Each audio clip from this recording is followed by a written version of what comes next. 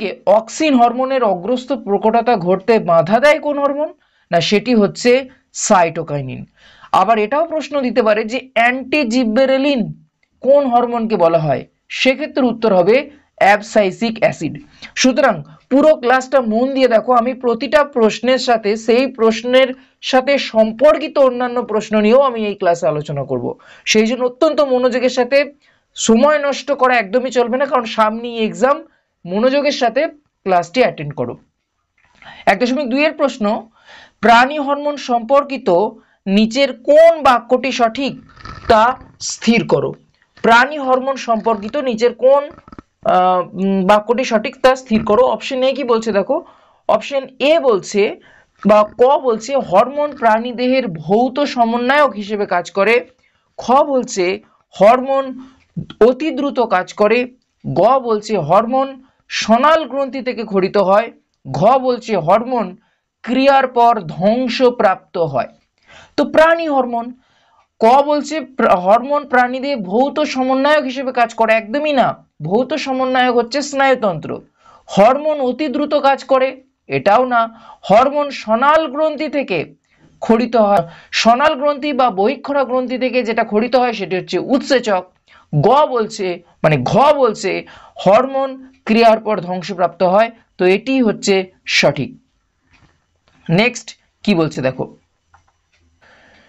1.3 এর প্রশ্ন, ক স্তম্ভে দেওয়া শব্দের সঙ্গে খ স্তম্ভে দেওয়া শব্দের সমতা বিধান করো এবং নিচের বাক্যগুলোর মধ্যে কোনটি সঠিক তা নির্বাচন করো। ক স্তম্ভে রয়েছে অপটিক স্নায়ু, স্পাইনাল অ্যাক্সেসরি স্নায়ু, ভেগাস স্নায়ু। খ স্তম্ভে রয়েছে মিশ্র স্নায়ু, সংজ্ঞাবহ স্নায়ু, আজ্ঞাবহ স্নায়ু। তো দেখো খুব ইন্টারেস্টিং, অপটিক স্নায়ু এটা হচ্ছে সংজ্ঞাবহ স্নায়ু, তাহলে এর সাথে 2। স্পাইনাল অ্যাক্সেসরি এটি হচ্ছে আজ্ঞাবহ স্নায়ু, তাহলে বি এর সাথে 3। আর ভেগাস স্নায়ু হয়ে যাবে 1 নাম্বার মিশ্র স্নায়ু। তাহলে দেখো এর সাথে কোনটা 2 আছে, বি এর সাথে 3 আছে এবং সি এর সাথে 1 আছে, কোন অপশনে দেখে নাও। অপশন খ, খতে সঠিক আছে অপশন, সেই জন্য খ ইজ কারেক্ট। নেক্সট, মাইটোসিস কোষ বিভাজনের কোন দশায় নিউক্লিয় পর্দা ও নিউক্লিওলাসকে অবলুপ্ত হতে দেখা যায় তা শনাক্ত করো। Anaphase, metaphase, prophase, telophase. তো নিউক্লিয় পর্দা ও নিউক্লিওলাসকে অবলুপ্ত হতে দেখা যায় সেটি হচ্ছে খ, প্রোফেজ। অন্যদিকে নিউক্লিয় পর্দা ও নিউক্লিওলাসের পুনরাবির্ভাব ঘটে, সেক্ষেত্রে উত্তর হবে কিন্তু টেলোফেজ। নেক্সট, 1.5 এর প্রশ্ন, নিম্নলিখিত কোনটি ইতর পরাগযোগের বৈশিষ্ট্য তা নির্বাচন করো। ক, একটি গাছের একটি ফুলের মধ্যেই ঘটে, বাহকের প্রয়োজন হয় না, নতুন বৈশিষ্ট্যের সঞ্চার হওয়ার সম্ভাবনা কম থাকে, পরাগরেণুর অপচয় বেশি হয়। তো ইতর পরাগযোগের বৈশিষ্ট্য কিন্তু, তো ইতর পরাগযোগ একটি গাছের একই ফুলের মধ্যে ঘটে, একদমই না। বাহকের প্রয়োজন হয় না, মোটেই না, বাহকের প্রয়োজন তো হয়। নতুন বৈশিষ্ট্যের সঞ্চার হওয়ার সম্ভাবনা কম থাকে, এটাও মিথ্যে। পরাগরেণুর অপচয় বেশি হয়, তো অবশ্যই ইতর পরাগযোগ মানে এক জায়গা থেকে অন্য জায়গায় যাবে, তাহলে তো পরাগরেণুর অপচয় বেশি হবেই। 1.6 এর প্রশ্ন, ক্রোমোজোমের কোন গঠন সংক্রান্ত অংশটি ক্রোমোজোমের ঠিক মাঝখানে কিংবা যে কোনো এক প্রান্তে অবস্থান করতে পারে। ক, টেলোমিয়ার, খ, নিউক্লিওলার অর্গানাইজার, খ, স্যাটেলাইট, ঘ, সেন্ট্রোমিয়ার। তো এক্ষেত্রেও সঠিক উত্তর হবে কিন্তু ঘ, সেন্ট্রোমিয়ার। কারণ সেন্ট্রোমিয়ারটা যদি মধ্যখানে অবস্থান করে তখন সেই ধরনের ক্রোমোজোমকে আমরা কি বলি গো, বলি মেটাসেন্ট্রিক ক্রোমোজোম। মনে করো এটা হচ্ছে একদম মধ্যখানে সেন্ট্রোমিয়ারটা রয়েছে, তখন সেটাকে আমরা কি বলবো, মেটাসেন্ট্রিক।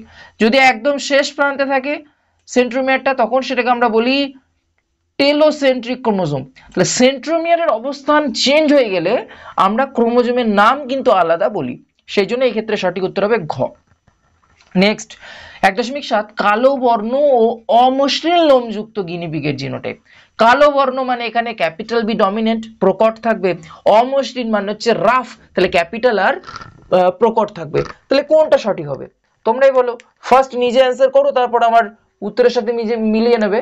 তো দেখো এক্ষেত্রে ক কি বলছে দেখো, capital B small B capital R small R এবং capital B capital B capital R small R. তো অবশ্যই ক হচ্ছে সঠিক উত্তর, কারণ এটাই কালো বর্ণ মানে ক্যাপিটাল বি দেখো প্রকট, অন্যদিকে অমসৃণ মানে হচ্ছে তোমার ক্যাপিটাল আর, আর মিন্স রাফ, আর স্মল আর মানে সেক্ষেত্রে স্মুথ হয়ে যাবে। ক্লিয়ার? তাহলে সেই জন্য ক হবে সঠিক উত্তর।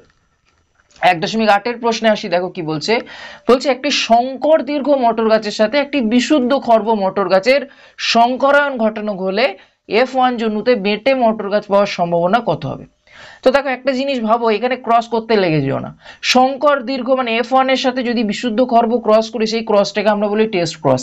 আর আমরা জানি টেস্ট ক্রসের অনুপাত মানে তোমার বেটে মটর গাছ আর লম্বা মটর গাছের অনুপাত হয় 1:1। তাহলে 1:1 মানে দুটোতে হচ্ছে 100%, তাহলে একটাতে হবে কত?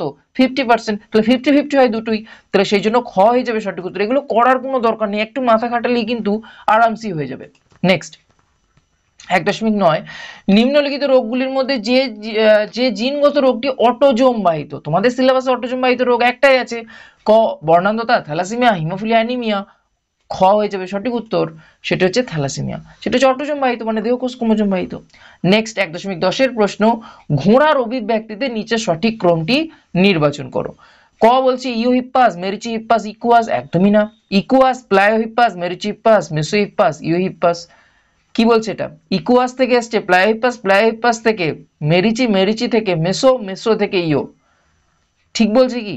নেক্সট বলছে ইওহিপ্পাস থেকে মেরিচিহিপ্পাস, মেরিচিহিপ্পাস থেকে মেসোহিপ্পাস, মেসোহিপ্পাস থেকে প্লায়োহিপ্পাস, প্লায়োহিপ্পাস থেকে ইকুয়াস।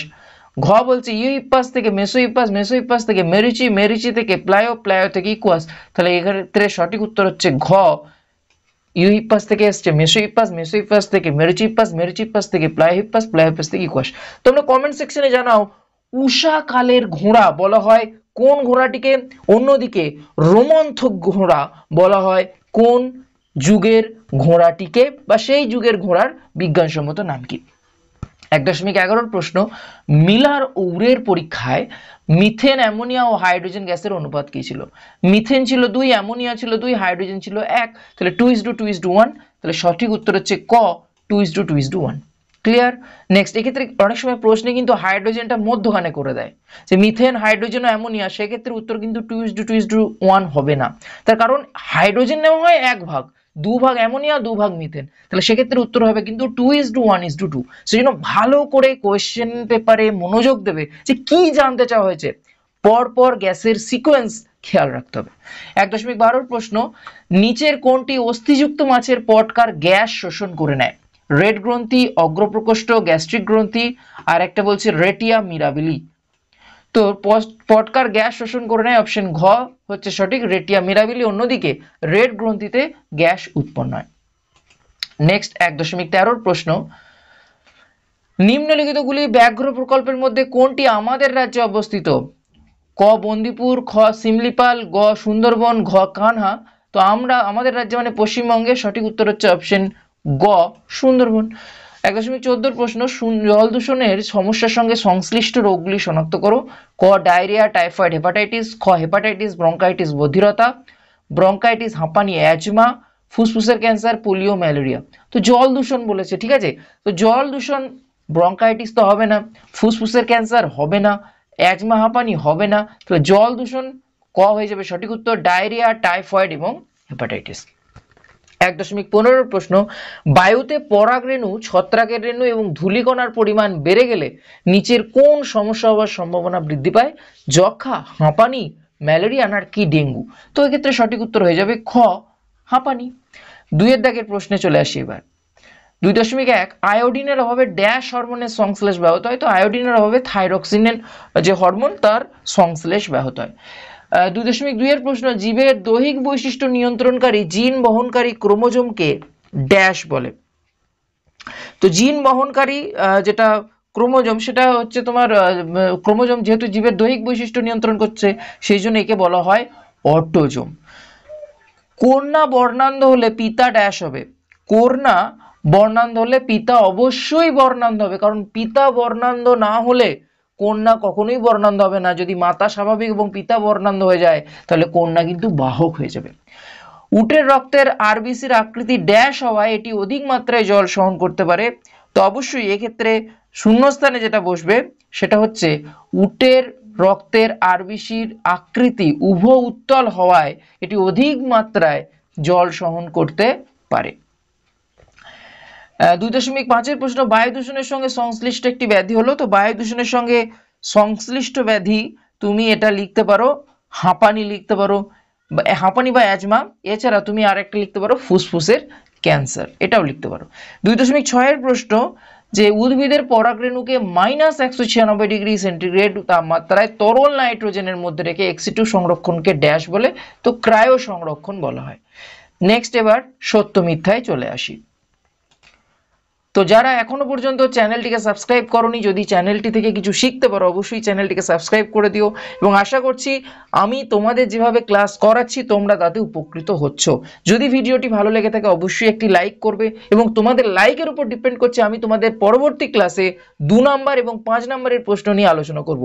যদি তোমরা বেশি পরিমাণে লাইক করো, বেশি পরিমাণে শেয়ার করো, অবশ্যই আমি 2 নাম্বার এবং 5 নাম্বারের প্রশ্ন তোমাদের সাথে আলোচনা করব। 2.7 প্রশ্ন, জিব্বেরেলিন হরমোন উদ্ভিদের অকাল পত্রমোচন রোধ করে। তো জিব্বেরেলিন হরমোন অকাল পত্রমোচন রোধ করে না, অকাল পত্রমোচন রোধ করে সেটি হচ্ছে সাইটোকাইনিন, সেই জন্য হয়ে যাচ্ছে এটি মিথ্যা। 2.8 প্ল্যানেরিয়া খণ্ডীভবন পদ্ধতিতে জন্ম সম্পন্ন করে। প্ল্যানেরিয়া তো পুনরুৎপাদন, মিথ্যা। Capital Y small Y capital R capital R genotype যুক্ত মোটর গাছ থেকে কেবলমাত্র এক ধরনের গ্যামেট হবে না, 2 ধরনের হচ্ছে, capital Y capital R capital small Y capital R, সেটাও মিথ্যা, ওই জন্য এক ধরনের হবে না, যেখানে বলেছে দেখো কেবলমাত্র এক ধরনের, সেই জন্য মিথ্যা। ঘোড়ার বিবর্তনে তার খুঁড় ও দাঁতের আকার ক্রমশ বৃদ্ধি পায়। তো অবশ্যই তাদের খুর এবং দাঁতের আকার ক্রমশ বৃদ্ধি পেয়েছে, সেই জন্য এটি সত্য। জেএফএম শুরু হয় পশ্চিমবঙ্গের সুন্দরবনে না, পশ্চিমবঙ্গের পশ্চিম মেদিনীপুরের আরাবারি অরণ্যে, মিথ্যা। ফ্লেক্সর পেশি পরপর অবস্থিত দুটি অস্থিকে কাছে আসতে সাহায্য করে, অবশ্যই ফ্লেক্সর পেশি করে, যেমন হাতের বাইসেপস। এবার নেক্সট হচ্ছে স্তম্ভ মেলানো, দেখো স্তম্ভ মিলিয়ে দিচ্ছি।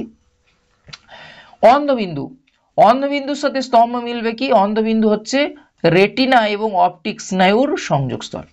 ইতর পরাগযোগ কি হবে? এখানে দেখো বলেছে ইতর পরাগযোগ ক হয়ে যাবে, যে পরাগ বাহকের প্রয়োজন হয়। রোলার জীব অটোজম দ্বারা নিয়ন্ত্রিত। ডারউইন, ডারউইন হয়ে যাবে প্রাকৃতিক নির্বাচন। কোয়াজারভেট, কোয়াজারভেট হয়ে যাবে বৃহৎ কলয়েড সমন্বয়। সাইটোকাইনেসিস, এটি হয়ে যাবে কোষপাত গঠন। উদ্ভিদ কোষের ক্ষেত্রে যে সাইটোকাইনেসিস বা সাইটোপ্লাজমের বিভাজন হয় সেটা কোষপাত গঠনের মাধ্যমেই হয়। তোমরা কমেন্টে জানাও যে প্রাণী কোষের সাইটোকাইনেসিস কোন পদ্ধতিতে হয়। 2.19 প্রশ্ন, সেটি হচ্ছে বি সদৃশ্য কোনটি আলাদা?